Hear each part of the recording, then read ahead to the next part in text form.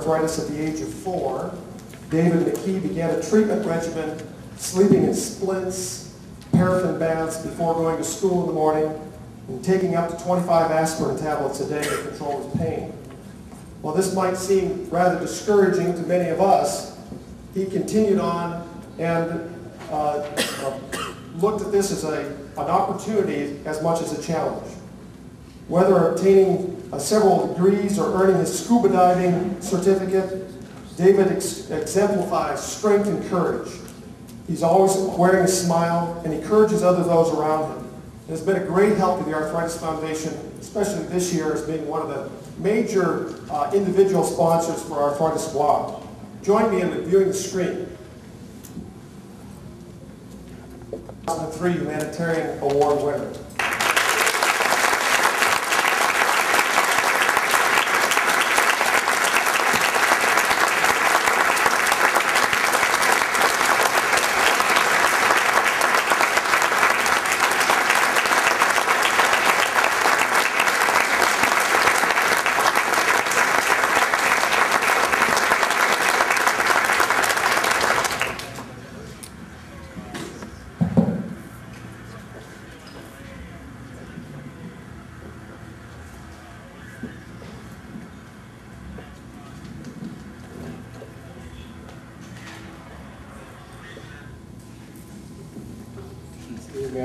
My recorder is on. I've been taking a lot of notes in the last couple months. I try to keep this brief. I practiced this in front of the mirror today, and I found myself kind of adding to what I've written. And it's quite an honor to stand before you today to receive this award. And I humbly accept this award on behalf of 1.7 million Hoosiers and the 70 million Americans that are diagnosed with arthritis. And just to clarify, for those who might be wondering about the video, that was not a paid-for advertisement for elbow joint replacements. In fact, some of those activities you saw were things that I did to get myself in trouble, and I don't do those anymore. But bear with me, I have a list here of people that have been important in my life, and I need to thank for where I'm at today. First of all, I'd like to thank my Lord and Savior Jesus Christ, for without him I wouldn't be here today. I also want to thank the Arthritis Foundation for their wonderful staff, and also want to acknowledge the artists and businesses that have donated the prizes, the gifts, and the great artwork as donations for the auctions. Individuals, yourselves, and corporations that donated to the cause for arthritis. I also want to thank the healthcare professionals that have been a part of my life. They've cared for me for the last 35 years. Obviously, there are too many to list. I also want to congratulate Dr. Merrill Ritter and Marsh Supermarkets. I want to thank Dr. Gordon Hughes, who is my rheumatologist, and who was able to recognize an ambitious and eager individual that was passionate and gave me an opportunity and opened the door for me to help and be a part of the Arthritis Foundation and their efforts.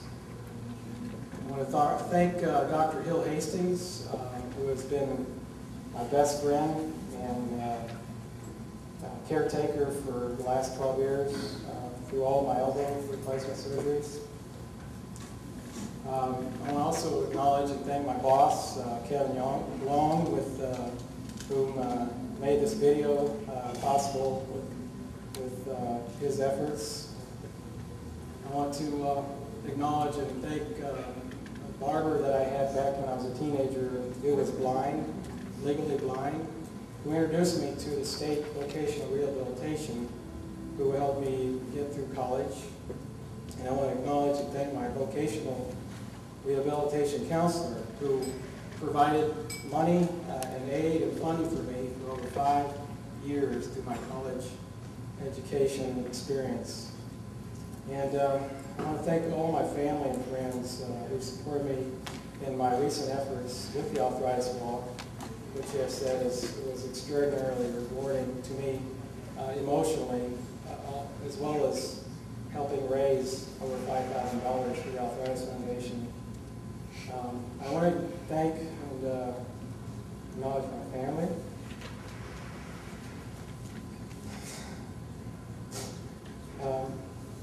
As you saw in the video, there's a lot of love there.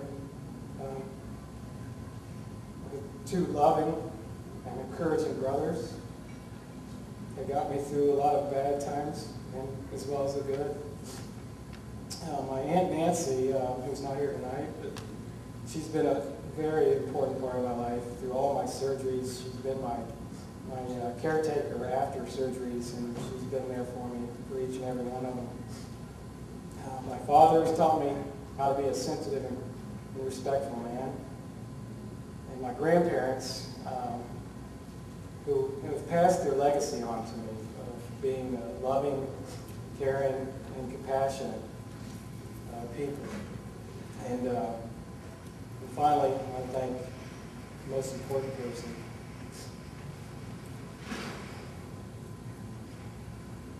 My mother, who it's hard to put into words, but her strength and courage, if I would have not have had that to draw from, I wouldn't have had any of my own. She's always been there for me. Through all the surgeries, through all the medications, through all the therapies, she's never, ever given up. And without her, I know it would have been impossible to be where I am today. I just want to publicly, for the first time in my life, acknowledge my mother, Diane. Thank you.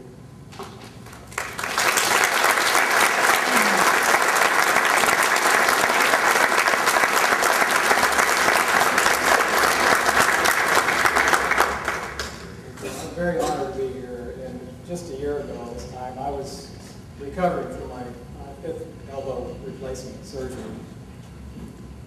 And it was a result of keeping the same lifestyle that I had, and of course now I have an activity and 5-pound lifting restrictions that I'm all too happy to follow. There's just so many things I just kind of jotted down just to give you a sense of what it's like to live with arthritis and the daily things you go through.